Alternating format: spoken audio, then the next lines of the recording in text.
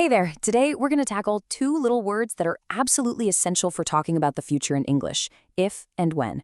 Honestly, once you nail these, your English is going to sound so much more fluent and natural. Okay, let's just dive right in with a little pop quiz. Both of these sentences are talking about something that might happen in the future, but only one of them is correct. Is it A or B? Have a quick think, and don't worry, we'll get to the answer very soon. You know, that little puzzle is the perfect example of something we call the first conditional.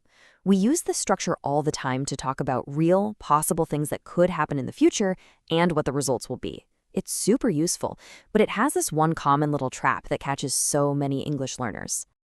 So let's break this down. Every single one of these sentences is built from two basic parts, like Lego blocks. First, you have the if clause, that's the condition, right? The thing that might happen. And then you have the main clause. That's the result. It's what will happen if the condition comes true. So you've got your condition and you've got your result. Simple as that. Now, here's something pretty cool. You can actually flip these two parts around and the meaning stays exactly the same. You can lead with the condition or with the result. The only thing that changes is a tiny bit of punctuation. If that if part comes first, you pop a comma in the middle. If it comes second, no comma needed. It's a nice, simple rule to remember. All right, so we've got the basic structure down. Now it's time for the secret sauce. The one super important rule that, if you can remember it, will help you get this right every single time. Let's just call it the golden tense rule. Okay, here it is, the big one. Even though the entire sentence is about the future, you do not use a future tense in the if part. I know, it feels a little weird, but that's the rule. The if clause, the condition, always uses a present tense verb. The main clause, the results, that's where you use the future tense, like will. Aha! And just like that, our mystery from the beginning is solved. The correct answer was B. See how it works? If you are a good boy tomorrow, are is present tense, even though we're talking about tomorrow. And the result? Mommy will buy you a present. That's the future tense. Present for the condition, future for the result. Easy, right? Now, you know English, it always loves to give us options. So while will is definitely the most common word you'll see in that result clause, it's not your only choice. You can actually use a few other words to add a little more flavor and specific meaning. This is where it gets more expressive. You can use modal verbs like may or might if something is just a possibility, or can for permission. You can even give a direct command, an imperative. If you arrive after midnight, ring me, see? The golden rule for the if part stays exactly the same, you just have more tools in your toolbox for the result part.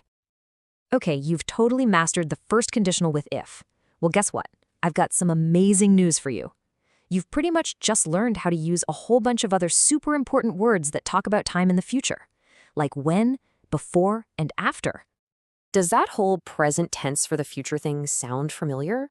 It absolutely should, because the rule for these other time words is almost identical to the golden rule we just learned for F. You basically just got a huge grammar 2-for-1 deal.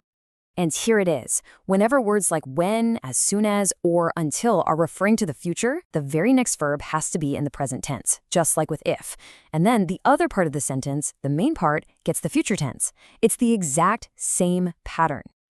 Let's look at this in action, because this is where people get tripped up. It's so tempting to say, I won't call you until I will arrive, but that's the trap. The rule says the verb after until needs to be present, until I arrive. Same with the next one. It's I'll retire when I am 70, not when I will be 70. Once you really get this, the incorrect versions just start to sound wrong to your ear. Phew. Okay, I know that might feel like a lot, but the really good news is it all comes down to one simple logic. So let's just zoom out and put everything together in one super clear, easy-to-use guide. Seriously, this chart right here is your new best friend. Just look at how similar those two lines are.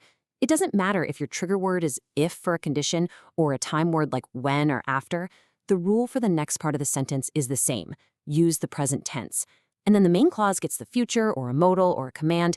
It's so consistent. So look, if you forget everything else from today, please just remember this one thing. When a part of your sentence starts with words like if, when, as soon as, or before, and it's talking about the future, the verb you use is in the present tense. That one simple idea is the key to unlocking both of these structures.